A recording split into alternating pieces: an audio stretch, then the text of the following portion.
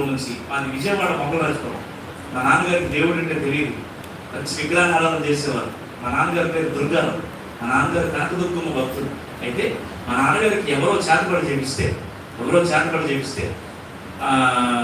చావుకు సిద్ధపడ్డారు. మా నాన్నగారిని బయటపడేశారు. మొత్తం 11 మంది అన్నదమ్ములు, అక్క చెల్లెలు. ఒక్కొక్కరు నోట్లో నీళ్లు పోస్తున్నారు. ఎప్పుడో మా నాయనమ్మ చర్చికి వెళ్ళిందంట.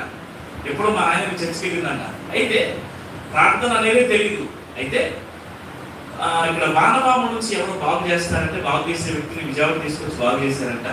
ఆయన వెళ్ళిపోతా అమ్మా చేతబడి చేసి అందులో కలిపేశారు, మీ అబ్బాయి బ్రతకడు అని చెప్పి కన్ఫర్మ్ చేస్తే ఆయన వెళ్ళిపోతా చెప్పిన మాట ఏంటంటే, అప్పుడు నేను 6 నెలల చిన్నపిల్లలు, 6 నెలలు చాలా బాగుండేవారంట. 6 నెలలప్పుడు నా బరువు 12 కేజీలు, చాలా తెల్లగా ఉండేవారంట, బాగుండేవారంట.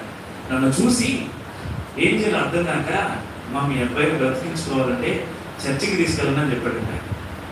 ఏం చెప్పాడు? చర్చికి తీసుకెళ్ళాను.